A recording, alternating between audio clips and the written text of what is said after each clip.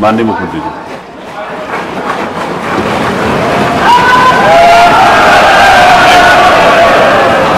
अवधेश जी बैठिए ना, उसके बाद में माननीय मुख्यमंत्री जी को मैंने बुला लिया, प्लीज बैठिए। अध्यक्ष जी, मैं आभारी हूं आपका कि इस माननीय सदन में इस मानसून सत्र में देश के अन्नदाता किसानों से संबंधित इस महत्वपूर्ण विषय पर आपने 3 दिवसीय इस चर्चा को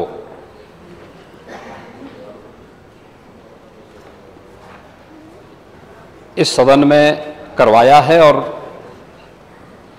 माननीय नेता प्रतिपक्ष को लेकर के कुल 33 सदस्यों ने अब तक इसमें चर्चा में भाग लिया।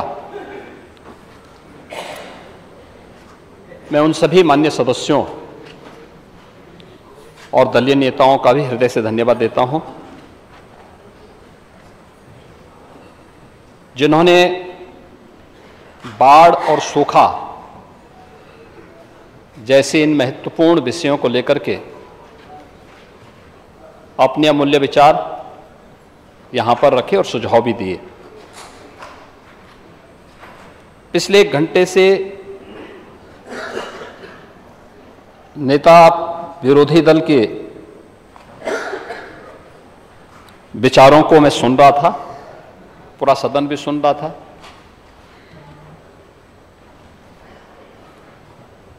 और 1 घंटे के भाषण में बाढ़ और सूखा से संबंधित मुद्दे पर उनको केवल गोरखपुर का जल जमाव याद आया, बाकी और कुछ भी नहीं याद आया था। और ये चीजें दिखाती हैं, मुझे नेता विरोधी दल के वक्तव्य को देख करके यही लगा कि 2014, 2017, 2019 और 2022 का जो जनादेश है वो जनता ने वैसे ही नहीं दिया। और दुष्यंत कुमार ने इस पे एक बहुत अच्छी बात कही थी। महोदय, दुष्यंत कुमार ने एक बात कही थी कि तुम्हारे पांव के नीचे कोई जमीन नहीं, कमाल यह है फिर भी तुम्हें यकीन नहीं।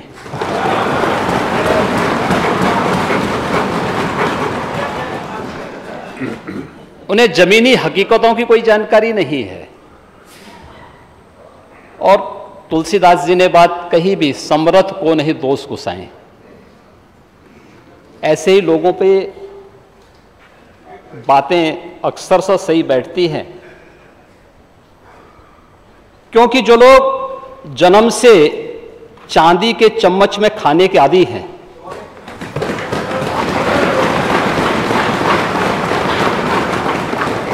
वे गरीब की समस्या को क्या समझेंगे। ओह, मैं आ रहा हूं, वहां भी आ रहा हूं मैं भी। मुख्यमंत्री जी, वे एक गरीब की पीड़ा को क्या समझेंगे, एक किसान की पीड़ा को क्या समझेंगे, एक दलित की पीड़ा को भी क्या समझेंगे,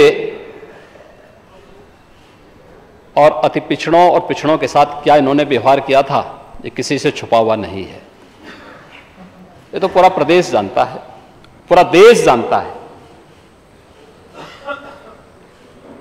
महोदय, महान किसान नेता और भारत के पूर्व प्रधानमंत्री चौधरी चरण सिंह जी ने कहा था कि देश की प्रगति का मार्ग इस देश के गांव, गलियों, खेत और खलिहानों से होकर के जाता है। चौधरी चरण सिंह जी की बातों को वास्तव में समाजवादी पार्टी ने अपने कालखंड में थोड़ा भी ध्यान में रखा होता तो उत्तर प्रदेश के इतिहास में सर्वाधिक किसानों ने इनके कालखंड में आत्महत्या नहीं की होती।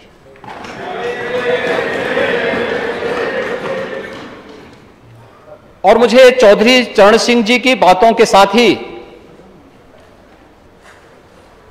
महान साहित्यकार राम कुमार वर्मा जी की कुछ पंक्तियां याद आती हैं, जिन्हें ध्यान में रख करके डबल इंजन की सरकार कार्य कर रही है। और वह देश के अन्नदाता किसानों के लिए समर्पित पंक्तियां थी कि हे ग्राम देवता नमस्कार, हे ग्राम देवता नमस्कार, सोने चांदी से नहीं किंतु तुमने मिट्टी से किया प्यार, हे ग्राम देवता नमस्कार।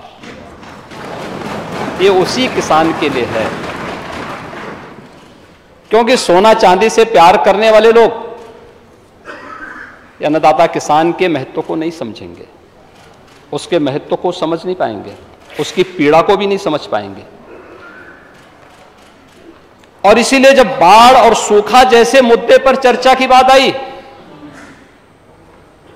तो उस मुद्दे को लगातार विषयांतर करने का प्रयास हुआ। अगर भारत की खेती की बात होती है तो नेता विरोधी दल उसके साथ बाड़ी शब्द भी जुड़ता है, पशुपालन भी उसका पार्ट है। और जिस सांड की आप बात कर रहे हैं ना, ये सांड भी उसी का हिस्सा है। आपके समय में ये बूचड़खानों के हवाले होता था, हमारे समय में यही पशुधन का पार्ट बना हुआ है। और इसीलिए उस सच्चाई को आपको स्वीकार करना चाहिए कि आप अपनी विफलता को छुपाने के लिए, कुछ पेपर की कटिंग थी, लगता है कि होमवर्क करते समय शिवपाल जी ने कुछ पुरानी कटिंग भी बीच बीच में रखवा दी है, क्योंकि ये तो इतिहास गवाह है कि जब परिवार में सत्ता का संघर्ष आगे बढ़ता है तो कुछ ना कुछ चीजें तो सामने आएंगी। और पुराने जो है अनुभवी नेता हैं, शिवपाल जी तो इतना पापड़ बेले हैं तो कुछ तो सामने आएगा, कुछ तो परिणाम सामने आने चाहिए। और शिवपाल जी आपके प्रति हमारी बहुत सहानुभूति है, आपके साथ अन्याय हुआ है, हम जानते हैं। और इसीलिए आपके साथ ये लोग न्याय करेंगे नहीं, फिर भी आपकी कीमत को समझेंगे नहीं। नहीं तो दोनों की तो मित्रता है ही।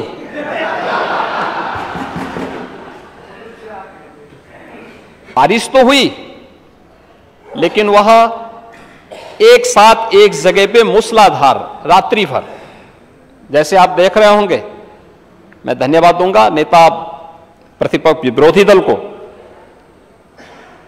कि उन्हें गोरखपुर की चिंता हुई। गोरखपुर में कल से लगातार बारिश थी, रात्रि भर बारिश पड़ी। 133 mm की बारिश केवल एक रात्रि में गोरखपुर में पड़ी है, गोरखपुर सिटी के अंदर पड़ी है। और गोरखपुर सिटी के लोग मौज में हैं, मस्ती में हैं, क्योंकि उन्हें मालूम है कि जल जमाव अब नहीं लगने वाला है, अब नहीं होने वाला है। नेता विरोधी दल इन गरीबों की बात कर रहे थे। इंसेफ्लाइटिस से पूर्वी उत्तर प्रदेश में 40 वर्ष में 50,000 बच्चों की मौत हुई थी। 4 बार समाजवादी पार्टी को भी प्रदेश में मुख्यमंत्री के रूप में कार्य करने का अवसर प्राप्त हुआ था।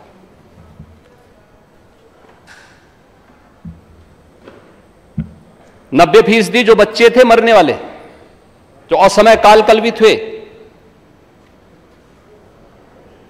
वे दलित, अल्पसंख्यक और अति पिछड़ी जाति के थे। क्या यहां पीडीए नहीं था क्या?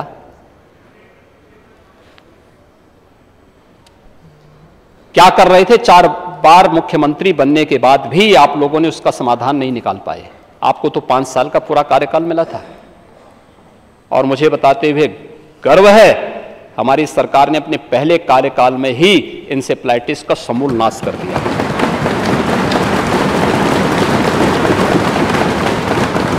आज आप जाइए कुशीनगर में, महाराजगंज में, देवरिया में, गोरखपुर में, सिद्धार्थनगर में, संत कबीर नगर में, बस्ती, बहराइच, बलरामपुर, श्रावस्ती, गोंडा, लखीमपुर खीरी, पीलीभीत या फिर सहारनपुर तक आप चले जाइए, इंसेफ्लाइटिस समाप्त, घोषणा होनी बाकी है। क्या कर रहे थे लोग? यानी इन्हें स्वास्थ्य सुविधाएं, आज नेता विरोधी दल आज सरकारी हॉस्पिटल में मरीज इसलिए आ रहा है क्योंकि उसको दवा मिल रही है, उसे डॉक्टर मिल रहे हैं। आपके समय में ना डॉक्टर थे और न ही दवा थी। अपनी विफलता को छुपाने के लिए आपको वहां पर किसी गरीब का आना और गरीब को आयुष्मान सुविधा में 5 लाख रुपए की स्वास्थ्य बीमा का कवर मिलना, यह भी इनको बुरा लगता है। क्या ये आयुष्मान भारत की सुविधा जो प्रदेश के अंदर 10 करोड़ गरीबों को प्राप्त हो रही है, क्या इसमें उत्तर प्रदेश का नागरिक नहीं है क्या? ये 10 करोड़ लोग उत्तर प्रदेश के ही लोग हैं। आपके लिए वह जाति हो सकती है,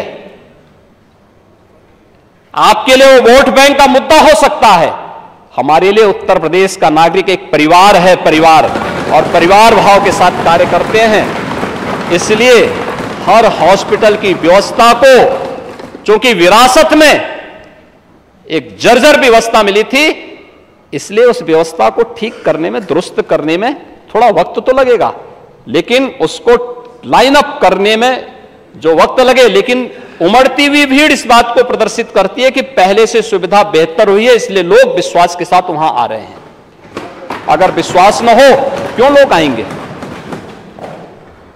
अगर पब्लिक को विश्वास ही नहीं था तो क्यों आपको वोट दिया? दिया ही नहीं वोट पब्लिक ने, फिर से नकार दिया। मैंने कहा ना 14, 17, 19, 22 और फिर चिंता मत करो, 24 में खाता भी नहीं खुलने वाला है।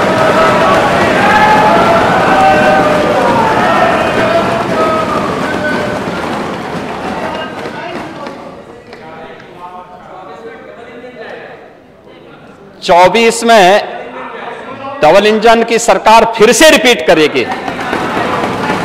फिर से रिपीट करेगी। और मैं फिर इस बात को कहता हूं, मैं तो फिर से कह सकता हूं कि चच्चो अभी से रास्ता तय कर लो अपना।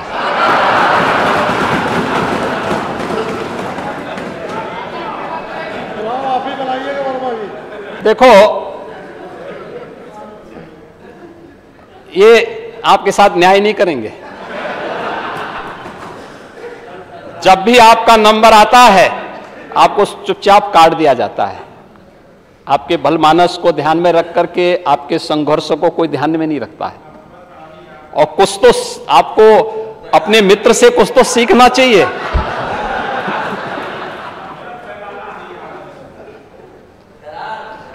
नहीं नहीं, ये दरार नहीं है।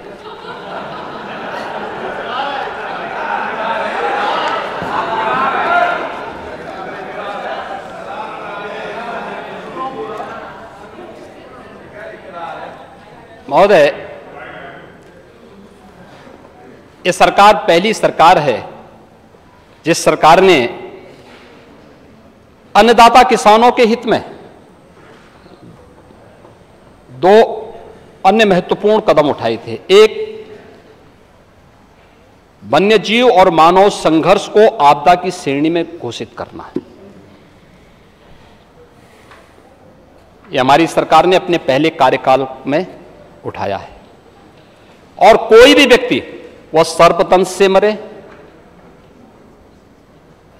आपकी पसंदीदा सांड से मरे, किसी, हाँ हम तो, हमारे लिए तो प्रिय है ही, हम तो नंदी के रूप में पूजा करते हैं सांड की, हम तो करते ही हैं। शिवपाल जी क्या आप नहीं करते हैं क्या? करते हैं ना, तो कुछ तो समझाया करो।